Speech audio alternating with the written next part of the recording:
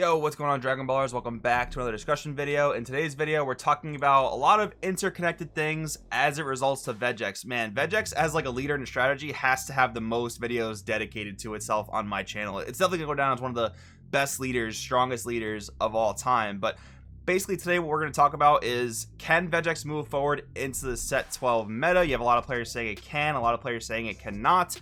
But we're also going to talk about the one archetype we have yet to talk about in a video or article, and that's going to be the Gohanks strategy, because that is seeing a lot of experimentation in Vegeks as we get ready for some set 12 tournaments. You know, it's not really defined, I would say, whether or not Gohanks is going to bring Vegeks back to the top of the meta or not, but it's getting a lot of experimentation, and I want to talk about it in this video with you guys, and we'll try and come to the conclusion of whether or not it is strong enough. But with that being said, guys, if you are new here, definitely subscribe, hit that bell so you don't miss a video, and if you want to support the channel, go down to the description. There are many links there that will help out, particularly today, guys. If you are looking to compete in some of these set 12 tournaments coming up and you want to step your game up just a little bit, maybe go check out the Patreon, read some of the articles. I think it'll have you look at the game in a bit of a different way, get you geared for that set 12 environment. That being said, let's get started.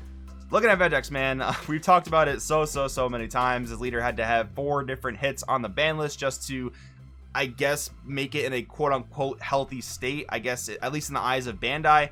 Realistically, at this point, this leader should probably just be banned, but at this point, losing its most powerful win condition, at least in the most recent iteration of Vegeks, you know, that was the Trunks lead descendant for 1 energy over 3, going into Vegeta Reluctant Reinforcements to mill 5 more cards on top of the mill 5 you already got from your leader's original activate main of the turn. And then when you're ready to either burn your opponent for game or just, like, you know, basically swing in with Splintering Mind, Mass Sand, rip your own lights to self-awaken, maybe you burn them from like 3 to 2, and then you drop like a Champa on that swing to just basically triple strike them, but one of the damage they couldn't stop. But you get the idea. Like, they had a really powerful wing condition with Splintering Mind, Mass Sand, and now it's, you know, for all intents and purposes, gone, or at least not as easy to resolve. And we will talk about another way to actually still play Splintering Mind in this video. But one of the archetypes that is seeing the most experimentation in Vegeks is Gohanks at the moment. Reading the Gohanks cards, it really seems like they were printed specifically for Vegeks, and that's not really too surprising, considering that the way they kind of set up this Unison Warrior block is that they made the 3 structure decks at the beginning of set 10, which were Vegeks, Vegito, and Green Frieza, and they pretty much said that they were going to continue to indirectly or directly support these structure decks as the Unison Warrior block continued. And the other main, like, Black Sand stuff we're getting in set 12 is Gogeta Xeno. But this stuff doesn't really synergize with Gogeta Xeno. It synergizes much more with Vegeks, and we'll kind of explain why as we go through the video.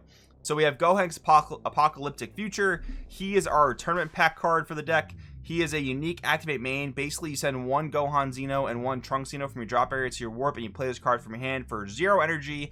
Master Student Union does the same thing for 1 energy, and Marvelous Might does the same thing for 2 energy. Basically, it's their way of, you know, I guess circumventing like the whole Union Fusion thing for whatever reason. I guess they didn't want to throw the permanent on, kind of like the Gogeta Xeno stuff has, where it's still Union Fusion, but you're just, like, you know, moving cards from your warp to your drop. I guess they just wanted to make it activate mains for whatever reason, which is a little bit weird because it actually makes at least the 2 guys on the left, it makes them a little bit weak to Dark Power Black Mass Sand, because it is a non-keyword skill playing at 15k or less.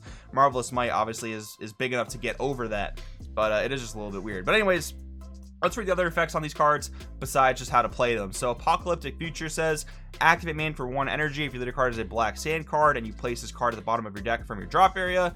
If you don't have a Unison card in play, play 1 Black Unison card with no specified cost and 15,000 power from your drop area with a marker on it, and then you can't play Unisons for the turn. So we're going to notice as we read through more of the stuff that there's this weird, like, Unison cycling that this strategy wants to do. Like, you can remove your Unison to gain certain effects, and then you have stuff like this that can put a Unison back into play without actually having to hard cast it, right? So we know the Vegeks strategy already plays Unison for free essentially by just milling it via the leader skill. This archetype here, this Gohanks stuff, kind of takes further advantage of that by removing it, which we'll see in a bit, and then bringing it back like we saw with Apocalyptic Future. Master Student Union says, auto when this card's played, draw 1 card. Then if you don't have a Unison card in play, play 1 Black Unison card with no specified cost and 15,000 power from your drop area with a marker on it. Then you can't play copies of this card for the turn.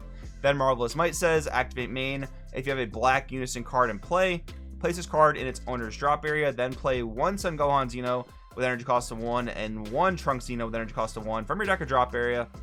Then shuffle your deck if you look through it. You can't activate main on copies of this card for the turn. So this is actually very much like the Gogeta Xeno that we saw that, you know, goes with that entire archetype. Basically pops itself to bring out its fusion materials to be a little bit more aggressive. That's a very similar thing with Marvelous Might here that we will see. But anyways, let's read some of the Trunkses and the Gohan. So we have Trunks Catastrophic Premonition and Gohan Catastrophic Premonition. They are both valid fusion material, I guess, you know, quote unquote fusion material for the Gohanks stuff we just read. They both share an auto that says when this card is sent from your drop area to your warp by a skill, Overwhelm, the Gohank skills themselves, you guys get the idea. They go to the bottom of your deck from your warp. Now, truth be told, I really don't get why they put this auto on these cards. Maybe it was like a balancing technique, but it actually makes them a lot worse off because, you know, basically going from drop to warp, which is your quote unquote fusion strategy for these Gohanks cards, you have no real way to recur them from your warp back into your drop. Like, we know black has a few ways to do that, right? Like the Goku ISR, for instance, and there are other cards as well that do this. You could basically get cards from your warp back into your drop, but they've basically prevented this in Gohanks, which again, I think was kind of a balancing thing they wanted to do, but it makes the archetype a lot more difficult to play, and I'll talk about that why in just a second after we read some more of the stuff. Activate main on the Trunks. If your leader card is a black sand card, you may send this card from a drop area to your warp, which again will trigger its auto, and you choose one of your black unit cards and place it in the owner's drop area. Choose up to one of your opponent's battle cards with energy cost of 4 or less and send it to the owner's warp, and then you can't activate main on copies of this card for the turn. And then Gohan's activate main says if your leader's a black sand card, send this card from drop to warp. You can choose one of your black unison cards and place it in the owner's drop area. Draw one card. You cannot activate main on copies of this card for the turn. So like I said, with this like kind of unison cycling idea, right? Basically, you warp both of these guys from the drop with their own activate mains. They will go to the bottom of the deck after that resolve because of their auto, which is again weird. But anyways, Trunks offers some removal, which is good because like I mentioned before, BMS can actually put a hurting on Gohank strategies, but you have an inherent way to deal with that within the archetype. And then Gohan basically allows you to kill your unison, which you probably got into play for free, and then you draw one off Gohan. Now, with all this unison cycling, we already pretty much saw how you can play a new unison with 15,000 power. Obviously, the one that's in the Vegeks deck has 5,000 power. That's going to be the Gohanks. But the one that most players are playing, which really is the only good target, is Pycon Savior from Another Time. He basically, you know, boosts a bunch of 1-drops to make them more aggressive. Like I said, he does the same thing in the Gogeta Xeno archetype, and he's able to do that in this archetype pretty effectively. Granted, there are a lot of aggressive 1-drops in these different strategies you could play. The -3 not going to be super relevant in this build, unfortunately, but he is basically a unison you could put in play for free via, you know, cycling out your Gotenks unison with the Trunks or the Gohan, and then putting in play the Pycon via the Gohanks effects. Anyways, the other two Trunks and Gohan cards from set 12. So you have Trunks Marvelous Might and Gohan Marvelous Might. They are both unique. They both have permanents that are very similar. If your leader card's a black sand card, if you have 3 or more energy and there are 15 or more cards in your drop area, the Trunks gains 11,000 power and crit. The Gohan gains 11,000 power and double strike. So again, very similar to what we're seeing in Gogeta Xeno, where you're popping off your fusion to bring out these 1-drops that can be more aggressive. Pycon can boost their power up, but it does have to be, you know, kind of delegated back to turn 3 for them to get the most out of their own skills. You know, again, crit and double strike. But the main problem with the strategy that I have, at least, and we will see a sample list of Vegeks Gohanks.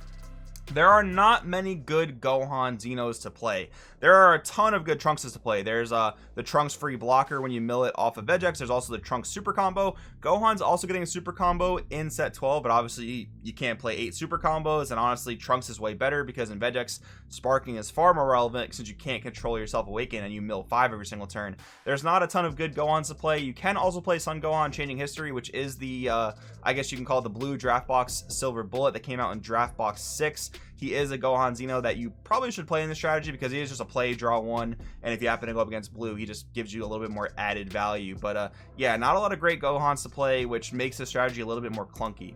But the last thing before we get into the sample deck list, guys, I want to talk about is there is still a way to play Black Mass Sand Splintering Mind. You can play Mass Sand Beguiled Warrior. He's an Overwhelm 4 for 1 energy, which your leader can set up with just 1 mil 5. Auto, when you play this card with Overwhelm, choose up to 1 battle card in your hand with Masked in its name, an energy cost of 5 or less other than Mass Sand Beguiled Warrior, and play it. Then you can play Splintering Mind. Now, this is a way less smooth way to do this whole thing rather than with like reluctant reinforcements, right? Really the way you have to do it would be like this. So since Splintering Mine is a sparking 7 for its self-awakening and burning effect, you really would have to, like, you know, have a mill 5 from a previous turn, enough cards in your drop area to play Beguiled Warrior, use his effect to play Splintering Mine. Then you would hopefully have to resolve a leader mill 5. But if you play anything off that leader mill 5, you're still like holding back your sparking 7, so you'd either have to like combo cards into the drop area, or maybe use some various discarding effects like your Gohanks Unison if you have it in play. You can just see how it's very, very convoluted to get this guy into play. It's still possible, again, don't get me wrong, but it's way more convoluted, way less clean of a way to do it now that, you know, the reliability of reluctant reinforcements is not really a thing in Vegeks anymore. But anyways, guys, I do want to show you a sample Vegeks Gohanks list. This is what I've been messing around with. It's not perfect by any means. I definitely wanted to keep a lot of the core things that makes Vegeks really, really strong, like Man on a Mission, for instance. I think it's the strongest thing that Vegeks can do turn 1 going second. Haru Haru Shun Shun Sister, obviously we're playing Pycon, which boosts 1-drop, so bringing out a 25k double striker seems like a really good thing. Sun Gohan Changing History, I mentioned him before. He is really one of the best Gohans you can play, considering he just replaces himself, and there's not really a lot of other great Gohans that are out there at your disposal. This is a 60 card deck. I really feel like you couldn't go lower than 60 with this. I tested this with a lot of players, and we kind of all came to the same conclusion. You have to just put so many cards in your deck. One, just to make Vegeks the value powerhouse that it is, right? Like fitting in the Time Agents, fitting in the Gohanks Unison and the Supreme Kais, and then all the Gohanks stuff. You got to play some number of Gohans to make it relatively consistent. And yeah, luckily there are a lot of good Trunkses we already play, but it does make the deck feel very, very clunky that it has to be 60 cards. And honestly, in my testing, I have not been loving it, but I do want to show you guys a sample list where you can go forward. One more thing I want to mention about this list, Wickedness Incarnate was not a card I originally had in my list, but after playing this deck, I like never had a hand. It was like the strangest thing, because I guess you're constantly playing your Gohanks from your hand, and Master Student Union replaces itself, but the other ones generally don't. So it was eating at my hand size quite a bit, especially also Gohanks's you know, discard effect for the Unison. So Wickedness Incarnate to me felt like an essential card in the deck, but yeah, again, I have not been loving this, but I did want to show you guys a sample list, either if you want to try it out yourself or if you're looking for ideas for Vegeks Gohanks. And the last thing I want to show you guys, this is my list right now where I'm at with just generic good black stuff Vegeks, and this actually has been doing relatively well. I have to admit, it's not as powerful as it was with Elite Descendant into Reluctant Reinforcements.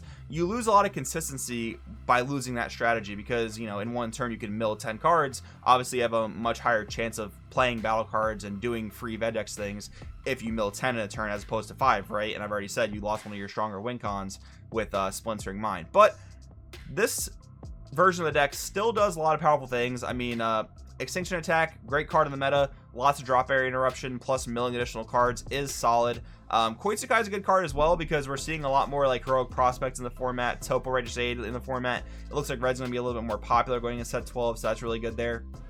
And we are bringing back the Vegeks Fusion material. I'm only playing the Champ Pack one at a 2 copy, where I'm also playing Vegeks Burning Impact, because I do want to have the free playability of hitting the Champ Pack, but also it fuses for 2, and one of the reasons people stop playing the normal Vegeks Fusion line, which has like space-time synthesis involved, is because paying 3 for Fusion in a lot of matchups is a bit too much. So my figure for this was like, if you got Trunks and Vegeta into play, you could swing with them or do whatever you had to do with them. Then you can fuse for 2, swing with that 20k, go into Burning Impact Unleash, and that only costs 2 energy. So like maybe somewhere in there you could still throw a Champa on like a leader swing, or like a Buu Extinction Attack, or a Koitsukai if you needed it. That was just my idea though. But this list has been doing quite well. Supreme Kai Time though, I mean, this is probably just the most generically powerful use SCR in the game. I don't think that's really up for debate. It's amazing in Vegeks, you know, whether you want to end game with a 1 energy 40k single striker, or you know, you want to be more defensive with it. It's absolutely incredible. But guys, that pretty much sums up my discussion with Vegeks today. I really think that this is going to be a better version than the Gohanks stuff. The Gohanks stuff for me